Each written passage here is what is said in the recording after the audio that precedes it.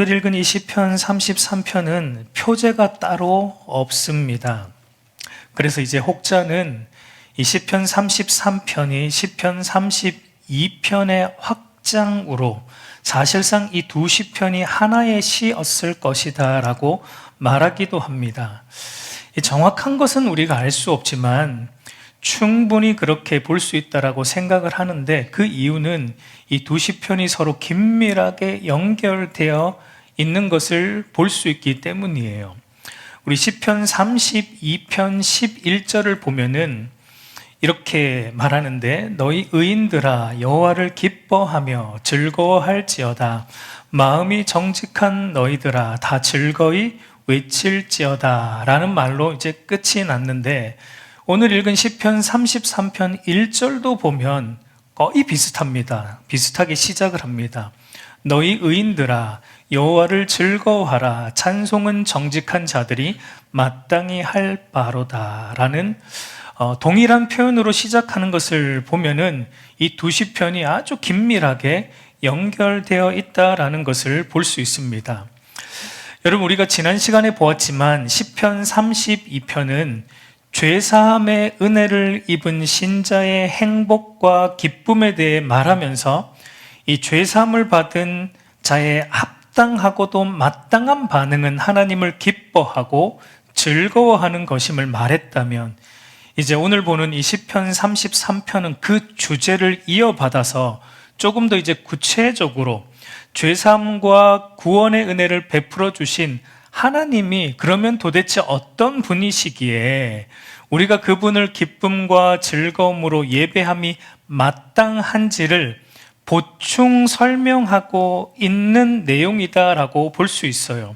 그러니까 그런 점에서 보면 이 시편 32편과 이 33편이 서로 연결되어 있는 하나의 시로 보아도 무방할 것이다 라고 생각이 됩니다. 오늘 우리가 읽은 시편 33편은 조금 시편의 통상적인 시편에 비해서는 조금 길지만 그 구조는 간단합니다.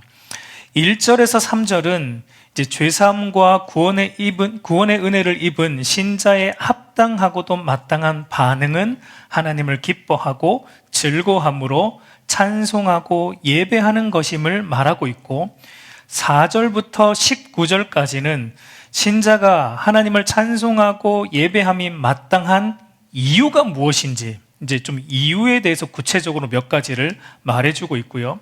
그리고 마지막 20절부터 22절은 이제 시의 결론으로 하나님의 그러하심 때문에 우리는 더더욱 하나님을 바라보아야 하고 그분만을 의지해야 한다라는 것으로 결론 맺는 것을 우리가 보게 됩니다. 우리가 이러한 구조를 따라 시편 33편을 한번 살펴보겠습니다. 우리 1절부터 3절까지 우리 다시 보면, 너희 의인들아 여호와를 즐거워하라. 찬송은 정직한 자들이 마땅히 할 바로다.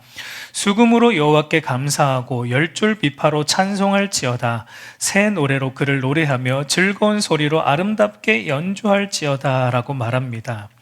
이제 시인은 여호와를 즐거워하라, 그리고 수금으로 여호와께 감사하라, 열줄 비파로 여호와를 찬송하라, 새 노래로 여호와를 또 노래하라, 즐거운 소리로 연주하라, 이런 말들을 이제 반복하고 있는데, 여러분, 이런 모든 표현들이 사실상 무엇을 의미하는 겁니까? 이 모든 용어들이 예배 용어들이죠. 그러니까 결국은 하나님을 예배하라라는 말을 이제 하고 있습니다. 우리가 예배할 때 보면 하나님을 즐거워함이 우리 예배 가운데 있고, 또 하나님에 대한 감사가 예배 속에 있고, 또 악기를 통한 아름다운 연주가 우리 예배 속에 또 있고, 새 노래로 하나님을 찬양하는 것이 우리의 예배 안에 있기 때문이죠. 근데 여기서 여러분, 새 노래로 노래하라라고 할 때 이 새 노래가 무엇을 의미하는가? 새로 만든 노래를 의미하는 것은 아니고요. 이것은 우리의 새로운 마음으로 하나님을 노래하라라는 의미입니다. 여러분, 어떤 면에서 우리는 예배 때 똑같은 찬송가를 계속 부르고 있잖아요. 똑같은 찬송가를 우리가 수십 년 계속 부르고 있습니다. 그러나 여러분, 그 찬송의 내용들을 부를 때마다 어떠해야 마땅할까요? 부를 때마다 우리 안에서는 새로워야 돼요. 부를 때마다 우리 안에서 그 내용들이 새로워져야, 새 노래처럼 느껴져야 마땅하다라는 것입니다. 왜냐하면 우리의 찬양의 대상이신 하나님은 우리가 다 측량할 수 없는 무한하신 분이기 때문이고, 그 하나님의 사랑과 은혜가 여러분 우리가 1000번을 부른다 한들, 10,000번을 부른다 한들 우리가 여러분 다 이해할 수 있을까요? 우리는 다 그 하나님의 사랑과 은혜를 다 이해할 수 없기 때문에 부를 때마다 새로워져야 함이 마땅하다라는 겁니다. 그래서 여러분 오늘 우리가 불렀던 찬송가 가사에도 이런 내용이 있죠. 하늘을 두루마리 삼고 바다를 먹물 삼아도 한없는 하나님의 사랑 다 기록할 수 없겠네. 그러니까 이처럼 우리는 하나님의 사랑과 은혜의 그 깊이와 넓이를 아무리 찬양해도 아무리 보아도 다 이해할 수 없고 측량할 수 없기 때문에 우리는 하나님을 찬양하는 것도, 기도하는 것도, 말씀을 읽는 것도, 예배하는 모든 순간이 우리에게는 어떠해야 됩니까? 늘 새롭고 새로워야 되는 것이 마땅하다라는 것입니다. 이것이 새 노래로 하나님을 노래하라라는 의미이죠. 그러니까 이제 시인은 의인들과 정직한 자들을 초청합니다. 여기서 의인과 정직한 자들은 도덕적으로 조금 더 결함이 없는 자를 말하는 것이 아니고 32편에서 보았지만 죄는 있지만 죄가 가리움을 입은, 죄사함의 은혜를 입은, 그러니까 구원받은 신자들을 의미하죠. 그래서 시인은 구원받은 신자들을 불러서 언제나 새로운 마음으로 하나님을 즐거워하고 하나님께 감사하고 하나님을 찬송함으로 예배할 것을 말하고 있는 것을 우리가 보게 돼요. 그래서 여러분 1절 말미를 보면 이렇게 말하죠. 찬송은 정직한 자들이 마땅히 할 바로다. 그러니까 구원받은 신자에게 이 찬송은 단순히 찬양만이 아니고 예배를 의미하죠. 그러니까 구원받은 신자에게 예배는, 하나님을 기뻐함으로 예배하는 것은 지극히 마땅한 일이다, 지극히 자연스러운 일이다라고 말하고 있습니다. 여러분, 살아있는 인간에게 숨 쉬는 것이 부자연스러워요, 자연스러워요? 숨 쉬는 게 여러분 힘듭니까? 자연스럽게 되잖아요. 살아있는 인간에게 숨 쉬는 건 자연스럽게 되듯이 영적으로 살아있는 신자에게는 하나님을 즐거워함으로, 기뻐함으로 예배하는 것은 숨 쉬는 것처럼 자연스러운 일이고 당연한 일이다라는 것을 말하고 있습니다. 여러분, 그렇게 볼 때 그러면 우리가 영적으로 살아있는 자인가? 아니면 영적으로 죽은 자인가? 우리가 영적으로 건강한 사람인가? 아니면 우리가 영적으로 아직 조금 건강하지 못하고 어떤 영적인 병이 우리에게 있는가를 점검해 볼 수 있는 잣대 중에 하나는 바로 우리가 예배를 드리는 우리의 마음, 예배에 대한 우리의 태도라고 할 수 있을 것입니다. 여러분, 첫 번째 점검 체크리스트는 이것입니다. 하나님을 예배하는 것이 언제나 새롭고 또 이 세상의 그 어떤 것보다 나에게 가장 기쁜 일이다. 그리고 하나님을 예배하는 것이 나에게 지극히 당연한 일일 뿐더러 예배하는 것과, 하나님을 예배하는 것과 이 세상 다른 일들과 절대 바꿀 수도 없다. 내 삶의 가장 우선순위는 하나님을 예배하는 일이다 라는 항목에 여러분이 체크를 할 수 있다면 그 사람은 영적으로 살아있는 사람이에요. 영적으로 아주 건강한 신자라고 말할 수 있습니다. 그럼 두 번째 점검 체크리스트는 이것입니다. 하나님을 예배하는 것이 새롭고 기쁠 때도 있지만 대체로 무덤덤하다. 대체로 무덤덤한 경우가 훨씬 많다. 그리고 하나님을 예배하는 것은 당연하다는 생각은 하지만 때로는 하나님을 예배하는 것보다 다른 세상 일들이 더 중요하다고 생각이 되어서 예배와 그 일들을 바꿀 수도 있다라는 항목에 여러분이 체크하게 된다면 그 사람은 영적으로 살아있기는 한데 조금 병들었다라고 진단을 내릴 수 있습니다. 그러니까 영적인 수술이 조금 필요하다라고 판단이 되는 거죠. 세 번째 점검 체크리스트는 이것입니다. 하나님을 예배하는 것이 나에게 언제나 새롭지도 조금도 기쁘지도 않을 뿐더러 당연하지도 않다.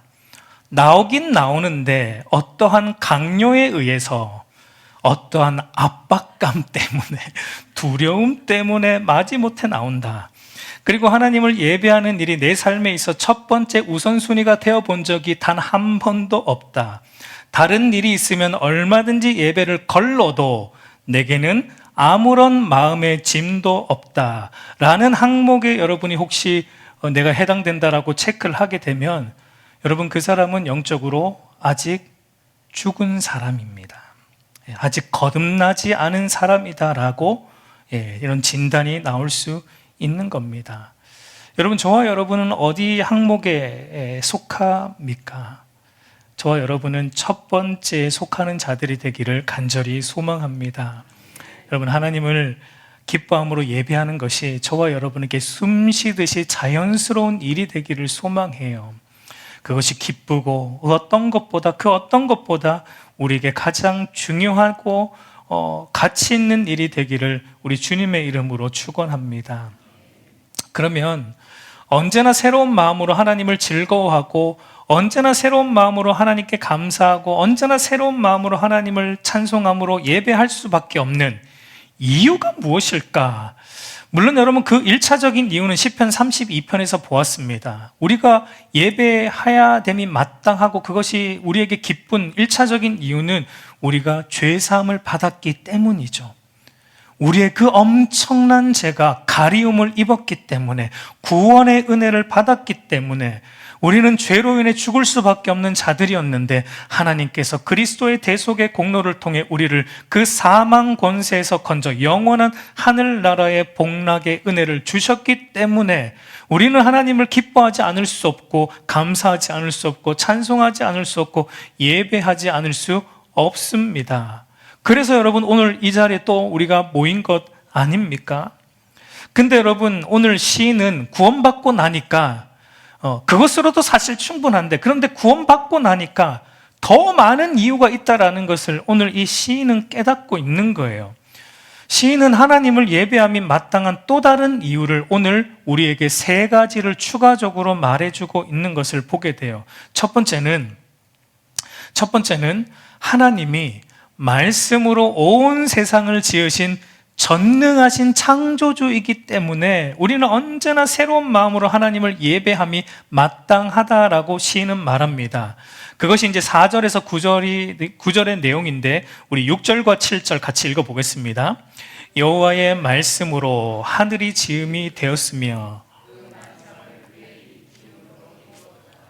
그가 바닷물을 모아 무더기 같이 쌓으시며 곳간에 두시도다 라고 말합니다. 하나님께서 하늘과 그 만상, 즉 온 세상, 우리 눈에 보이는 세상과 눈에 보이지 않는 천상의 세상까지, 천사를 포함한 그 모든 세상을 하나님이 그의 입김으로, 말씀 한마디로 창조하셨다라는 것을 말합니다. 그래서 9절도 보면 이렇게 말하죠. 그가 말씀하심에 이루어졌으며 명령하심에 견고히 섰도다라고 말하듯이 하나님께서 말씀하시니까 온 세상이 창조되었다라고 말하고 있습니다. 이것은 여러분 마치 창세기 1장에 나오는 하나님의 창조 기사에 대한 요약과 같습니다. 여러분, 창세기 1장을 보면 계속 반복되는 표현들이 몇 가지가 있는데 그 중에 하나가 무엇이죠? 그 중에 하나가 하나님이 이르시되 그대로 되니라. 하나님이 이르시되 그대로 되니라 라는 말이 계속 반복됩니다. 하나님이 말씀하시되 그대로 되니라 라는 말이 계속 반복돼요. 여러분, 우리가 예수 그리스도를 믿음으로 죄사함을 받아 구원을 받고 나니까 그 다음에 깨달아지는 것이 사실 이것입니다. 그 다음에 깨달아지는 것이 뭐냐면 하나님이 나를 죄로부터 건져 구원한 구속주일 뿐만 아니라 이 하나님은 나뿐만 아니라 온 세상을 말씀으로 창조하신 창조주이심도 우리가 깨달아지고 믿어지게 된다는 것입니다. 여러분, 일반적인 지식의 순서로는 창조주 하나님을 아는 지식이 사실상 먼저 나오고, 그 다음에 이제 예수님을 보내주셔서 우리를 구원하시는 구원주 하나님에 대한 지식이 그 다음에 나오는데, 그러나 우리 신자의 구원과 은혜의 순서로 보면 우리가 먼저 깨닫게 되는 것은 우리를 죄로부터, 그리스도를 통해 죄로부터 건져 구원하신 구원주 하나님을 아는 지식이 먼저 우리 안에 깨달아지고, 그 다음에 깨달아지는 것이 창조주 하나님에 대한 지식이 따라온다라는 것입니다. 여러분, 우리의 구원을 생각해 보세요. 우리가 하나님의 은혜로 구원받아 우리 안에 믿음이 생기고 나니까 비로소 뭐가 믿어졌죠? 구원받고 믿음이 생기고 나니까, 하나님의 선물로 믿음이 들어오고 나니까 비로소 창세기 1장 1절 태초에 하나님이 천지를 창조하시니라라는 이 말씀이 그때 비로소 믿어진 거예요. 여러분, 하나님이 말씀으로 온 세상을 창조하셨다라는 게 우리의 이성과 우리의 지혜로 이해가 되어서 믿은 게 아니라 하나님의 은혜로 구원받고 보니까, 우리 안에 믿음이 생기고 나니까 저절로 그게 믿어졌습니다. 그렇지 않습니까? 여러분, 창세기 1장 1절 믿는데 그렇게 어렵습니까? 여러분, 진실로 구원받은 신자는 창세기 1장을 믿는데 큰 어려움이 없어요. 하나님이 빛이 있으라 말씀하심에 빛이 있었고, 하나님이 말씀하시니 하늘과 그 만상이 있었더라라는 이것이 과학적 지식을 막 동원해가지고 우리의 머리를 짜내어서 믿어야 할 이유가 조금도 없어요. 왜냐하면 구원받고 나니까, 믿음이 생기고 나니까 그냥 믿어집니다. 그냥 믿어집니다. 달리 말할 방법이 없어요. 믿어지는데 여러분 어떡합니까? 여러분, 저는 창세기 1장 1절부터 요한계시록 22장 21절까지 하나님의 모든, 성경의 모든 내용이 어느 하나 의심 없이 다 믿어집니다. 왜인지 아십니까? 그 모든 말씀이 다 논리적으로 납득이 되고 과학적으로 증명이 되어서가 아니에요. 창세기 1장에 나오는 하나님의 말씀으로 온 우주 만물을 창조하셨다라는 게 믿어지니까, 먼저 구원받았죠. 구원의 은혜를 받고 믿음이 들어와서 창세기 1장이 믿어지니까 그 뒤에 나오는 창세기 2장부터 계시록 22장까지의 모든 말씀들도 믿지 못할 이유가 없어요. 믿지 못할 이유가 찾을 수가 없습니다. 하나님이 말씀 한마디로 우리를 구원하셨을 뿐만 아니라, 말씀 한마디로가 아니라 그리스도를 통해 우리를 구원하셨을 뿐만 아니라, 말씀 한마디로 온 우주 만물을 지으신 전능하신 하나님의 말씀이라면 그 무엇이든지 다 이루지 못할 것이 없기 때문에 성경의 모든 말씀이 의심 없이 여러분 믿어지는 거예요. 그래서 여러분, 시인도 이렇게 고백하죠. 4절과 5절을 우리 한번 같이 읽어볼게요. 여호와의 말씀은 정직하며 그가 행하시는 일은 다 진실하도다. 그는 공의와 정의를 사랑하시며 세상에는 여호와의 인자하심이 충만하도다. 말씀으로 온 우주 만물을 질서 있게, 그리고 하나님 보시기에 아름답고 선하게 지으셨다라는 하나님의 이 전능하심과 하나님의 선하심을 보니까, 그 이후의 모든 말씀들 안에서 뭘 발견하냐면, 그분의 모든 말씀들은 다 정직할 뿐 아니라 그가 행하시는 모든 일도 다 진실하고, 그의 말씀과 그의 일에는 하나님의 공의와 정의와 인자심이 충만히 담겨 있다라는 것을 충분히 깨달아 알 수 있다라는 것을 말하고 있습니다. 그래서 여러분, 온 땅, 온 우주 만물은 자기를 지으신 창조주 하나님에 대해 어떤 자세를 가지고 있을까요? 온 우주 만물은 자기를 지은 창조주 하나님에 대해 어떤 자세를 가지고 있습니까? 우리 8절 전반부를 보면 온 땅이 하나님에 대해 어떤 자세를 가지고 있는가? 8절 전반부를 보면 온 땅은 여호와를 두려워하며 라고 말하듯이, 온 우주 만물은 자기를 지으신 창조주 하나님을 두려워함으로, 그 말은 그 하나님에게 복종한다라는 말이죠. 여러분, 그것을 어떻게 알 수 있습니까? 온 우주가 질서 있게 운행되고 있는 것을 통해 알 수 있죠. 여러분, 예나 지금이나 한결같이 해는 어디에서 떠서 어디로 집니까? 해는 동쪽에서 떠서 서쪽으로 집니다. 물론 해가 도는 게 아니죠. 지구가 도는 것이지만 어쨌든 창조의 법칙은 해가 동쪽에서 떠서 서쪽으로 지는 이 창조의 법칙이 창조된 이래로 지금까지 그리고 앞으로도 단 한 번도 벗어난 적이 없어요. 그 말인즉슨 해는 뭐 하고 있다라는 거예요. 자기를 지으신 창조주 하나님에게 복종하고 있다, 순종하고 있다라는 것을 말합니다. 그 외에 모든 자연 만물도 다 자기를 지으신 하나님에게 완전한 복종과 순종을 하고 있다라는 겁니다. 그런데 우리 인간은 어떻습니까? 만물의 영장이라고 불리는 우리 인간은 어때요? 우리 인간은 도리어 창조의 질서를 거슬러 살죠. 우리 인간을 지으신 하나님의 창조의 원리는 창조주 하나님을 의존함으로 그분의 말씀에 복종함으로 살아가는 것인데 우리 인간은 어떻게 살아갑니까? 오늘날 대부분의 인간들은 창조의 법칙을 거슬러서 하나님을 의존하지도 않을 뿐더러 하나님의 말씀에 복종하지도 않고 하나님을 조금도 두려워하지도 않고 자기가 주인 되어 자기 뜻대로 살아가는 것을 우리는 이 세상을 볼 때 보게 되죠. 성경은 그것을 죄라고 말하죠. 그래서 여러분 시인은 또 이렇게 말합니다. 8절 후반부를 보면 세상의 모든 거민들은 그를 경외할지어다 라고 말합니다.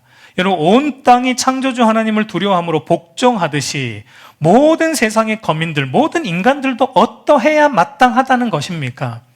모든 인간들도 자기를 지으신 창조주 하나님을 경외함으로 그분의 말씀에 복종하고 순종함이 사실상 마땅하다라는 것을 지금 시인은 말하고 있는 거예요. 인간은 원래 이래야 된다라는 것을 말하고 있는 겁니다. 그래서 여러분 전도서 기자도 이렇게 말합니다. 전도서 12장 13절 우리 같이 한번 읽어볼게요. 일의 결국을 다 들었으니 이것이 모든 사람의 본분이니라. 여러분 사람의 본분이 무엇입니까? 사람의 본분, 그러니까 이 말은 인간인 원래 어떠해야 된다라는 겁니까? 인간의 본래 상태는 창조주 하나님을 경외함으로 그의 말씀에 순종, 그의 명령들을 지키는 순종해야 함이 인간의 본래의 모습이었고 그게 인간의 본분이었다라는 것을 말하고 있습니다. 여러분 우리 신자는 이게 회복된 사람들입니다. 신자는 인간의 본분이 회복된 자들이기 때문에 이제 하나님의 구속주 되심과 하나님의 창조 되심을 바라봄으로 언제나 새로운 마음으로 하나님을 즐거워하고 하나님께 감사하고 하나님을 찬송함으로 예배함이 마땅하다라는 것입니다. 여러분 우리가 어떤 유명한 작가가 그린 미술 전시장을 간다라고 한번 생각을 해보세요. 그러면 그 전시장, 아주 유명한 어떤 작가의 전시장을 갔을 때 그 작가가 그려놓은 그 작품들 하나하나 볼 때마다 반응이 어떻습니까? 그 작가의 그 그림을 하나하나 볼 때마다 놀라죠. 와, 어떻게 이런 그림을 그릴 수 있을까 하며 감탄하고 감격하고 볼 때마다 새로운 감격과 감탄이 터져 나오죠. 볼 때마다 아주 놀라움을 금치 못하죠. 그러면서 다 보고 나서 우리는 누구를 찬양합니까? 그 작가를 찬양하죠. 대단하다. 이 사람 정말 대단하다. 어떻게 이와 같은 실력을 가지고 있을까? 어떻게 이런 그림을 그려낼 수 있을까 하면서 그 작가를 높이고 그 작가를 찬양하는 것을 우리는 보게 되죠. 마찬가지입니다. 오늘 우리가 살아가는 여러분 모든 삶의 자리, 우리가 살아가는 모든 삶의 자리는 지금 무엇을 보는 것과 같아요? 우리가 살아가는 모든 삶의 자리는 온 세상을 말씀으로 창조하신 그 놀라운 작가이신 창조주 하나님의 그 위대하심을 보는 전시장과 같은 것입니다. 그래서 저와 여러분이 살아가는 삶의 한 자리 한 자리에서 우리는 어떻게 해야 됨이 마땅한 거예요. 우리가 살아가는 삶의 한 자리 한 자리에서 우리는 그 창조주 하나님의 위대하심을 보고 나를 구속하신 하나님의 그 위대하심을 보므로 늘 새로워야 돼요. 감격해야 돼요. 도대체 하나님은 어떤 분이시기에 나 같은 죄인을 구속하셨는가? 도대체 하나님은 어떤 분이시기에 이와 같은 것을 만들어내셨는가? 도대체 하나님은 어떤 분이시기에 이렇게 놀라운 것들을 행하셨는가라고 하나님에 대해서 우리는 감격하고 늘 새롭게 감탄함으로 그분을 높여드리고 그분을 예배함이 합당하다라는 것입니다. 여러분, 오늘 저와 여러분의 삶은 어떻습니까? 가정에 가니까 하나님의 그 놀라움이 느껴집니까? 여러분의 가정에서 거울 볼 때마다 여러분 하나님의 놀라움이 느껴집니까? 어떻게 나같이 이렇게 참 아름답게 하나님이 지으셨을까? 어떻게, 물론 늘 그렇게만 보이진 않죠. 또 우리가 죄를 지을 때마다 사실은 더 느껴야 되죠. 우리가 죄를 지을 때마다 어떻게 나 같은 죄인을 하나님이 구속하셨을까? 나를 이렇게 재창조해내셨을까? 하나님이 나같이 구제불능인 인생을 어떻게 하나님이 다시 재창조하셔서 구속하셔서 이렇게 본분을 회복한 하나님의 예배하는 인생으로 삼으셨을까? 놀랍고 감격하고, 그래서 삶에 있는 모든 자리가 예배의 자리가 되는 거예요. 감격함으로 예배할 수밖에 없는 것입니다. 이것이 여러분 첫 번째 이유이죠. 두 번째로 언제나 새로운 마음으로 하나님을 예배함이 마땅한 이유는 하나님이 이 땅의 모든 인생을 살피는 모든 인생의 주관자이심을 우리가 보기 때문입니다. 그것이 이제 10절과 15절의 내용인데 우리 13절에서 15절을 같이 읽어볼게요. 여호와께서 하늘에서 굽어보사 모든 인생을 살피시며 굽어 살피시는도다. 그는 그들 모두의 마음을 지으시며 그들이 하는 일을 굽어 살피시는 이로다 라고 말합니다. 여러분, 여기 보면 4번이나 반복해서 나오는 표현이 굽어 살핀다라는 표현입니다. 이것은 하나님이 모든 인생들의 주관자이심을 의미하는 말이죠. 여러분, 이것을 이제 신학적인 용어로 바꾸어 말하면 하나님이 모든 것을 섭리하신다라고 말할 수 있습니다. 여러분, 우리 눈으로 볼 때 이 세상이 어떻게 돌아가는 것 같습니까? 우리 눈으로 볼 때 여러분, 이 세상은 인간이 하는 모든 일들이 마치 인간이 생각하고 계획하는 대로 다 돌아가는 것 같고 이루어지는 것 같지만, 그러나 실제는 그렇지 않다는 것입니다. 실제가 뭐냐면 인간이 자기 생각과 자기 계획대로 어떤 일을 결정하여 행한다 할지라도 결국은 하나님께서 그 모든 것을 섭리하심으로 하나님의 선하신 뜻을 이루어 가신다라는 것이 여러분 실제입니다. 그래서 여러분, 잠언 기자도 이렇게 말하죠. 잠언 16장 9절을 보면 사람이 마음으로 자기의 길을 계획할지라도 그의 걸음을 인도하시는 이는 여호와시니라 라고 말합니다.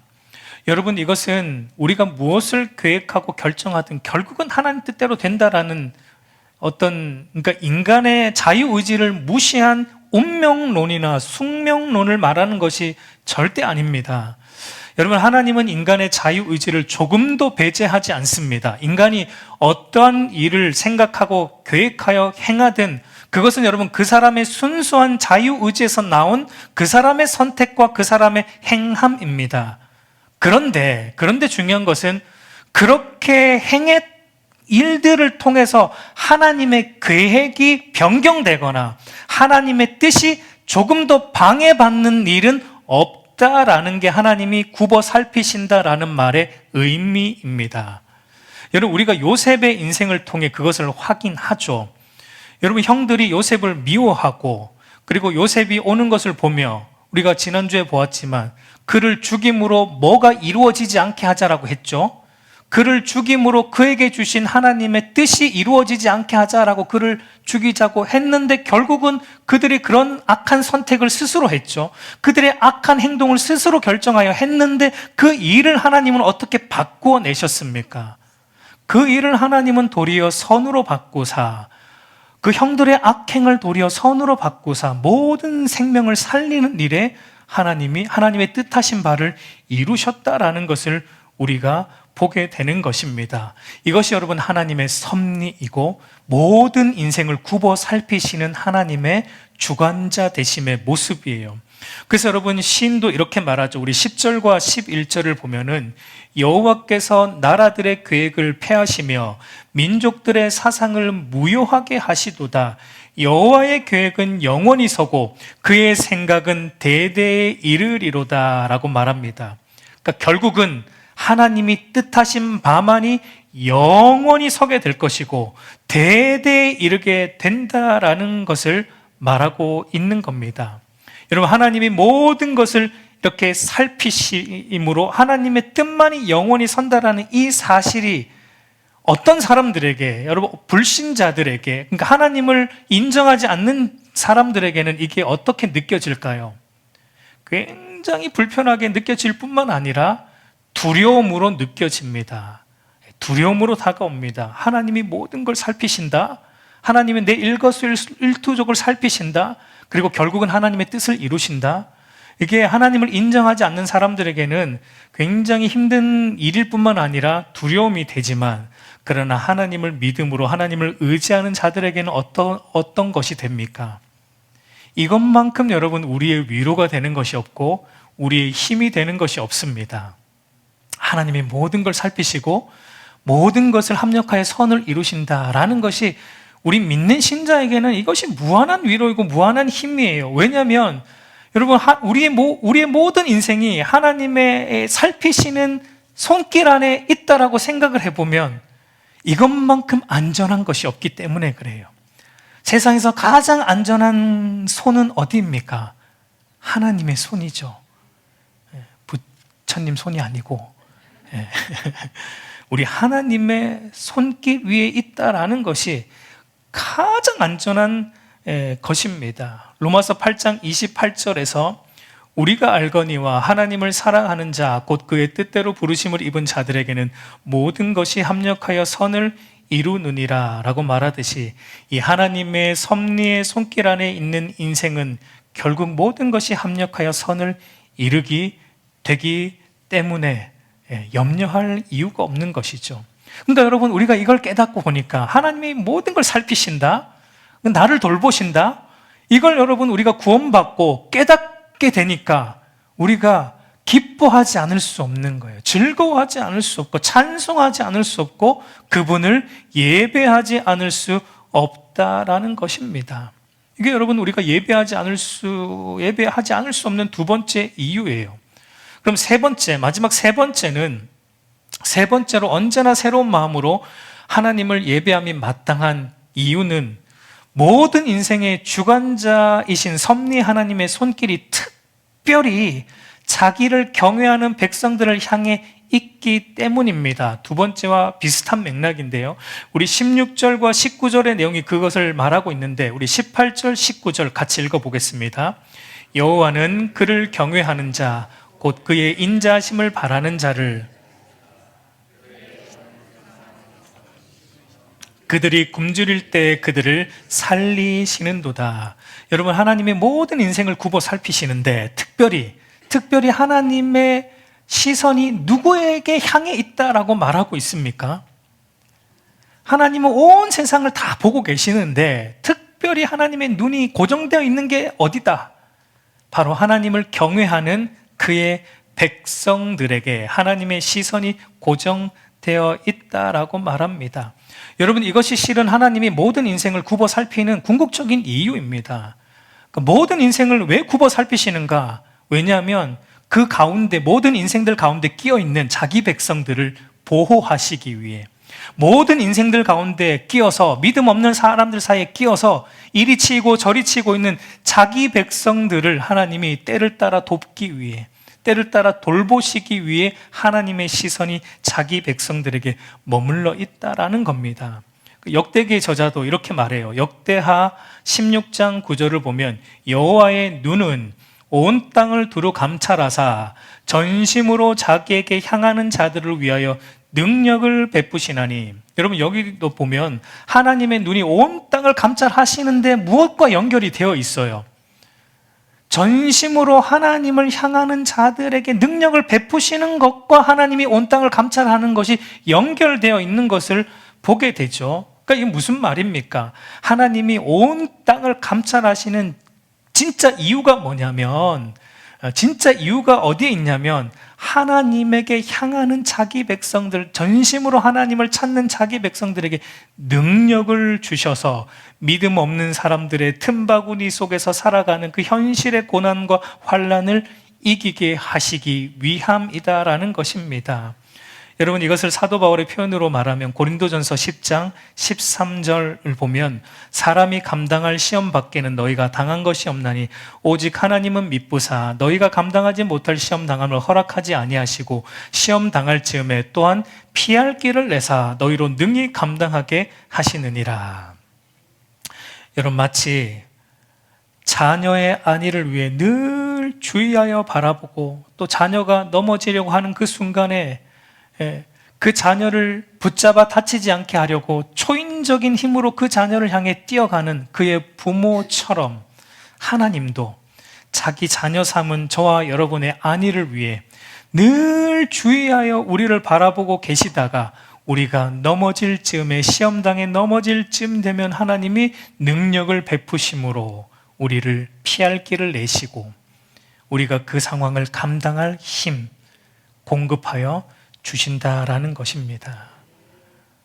여러분, 하나님의 눈이 항상 저와 여러분에게 있다라는 게 느껴집니까? 그 뜨거운 시선이.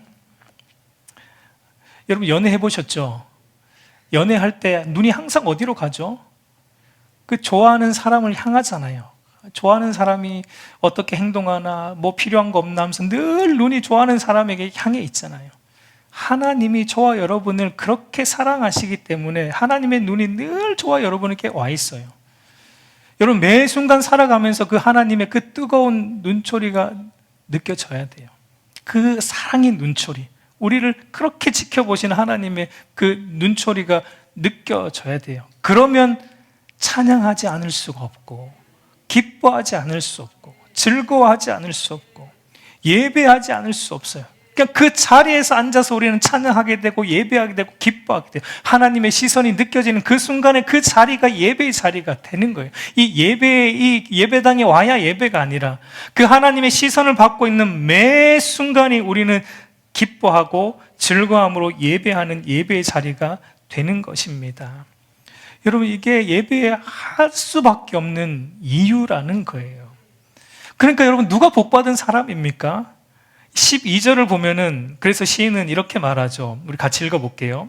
여호와를 자기 하나님으로 삼는 나라 곧 하나님의 기업으로 선택된 백성은 복이 있도다. 여러분, 이 하나님을 만난 사람, 만물을 말씀으로 지으셨을 뿐만 아니라 그 모든 만물과 인생을 살피시되 특별히 자기 백성을 돌보시는 이 하나님을 만난, 자기 하나님으로 만난 사람이 복 있는 사람, 세상에서 가장 복받은 사람이다라고 말하고 있습니다. 그렇기 때문에 시인이 이제 이렇게 결론을 짓습니다. 우리 20절과 마지막으로 20절, 22절 읽어볼게요. 우리의 영혼이 여호와를 바라며 그는 우리의 도움과 방패시로다. 우리 마음이 그를 즐거워하며 우리가 그의 성호를 의지하였기 때문이로다. 여호와여, 우리가 주께 바라는 대로 주의 인자심을 우리에게 베푸소서. 여러분, 우리의 최고의 도움과 방패는 바로 이 하나님을 바라보는 것입니다.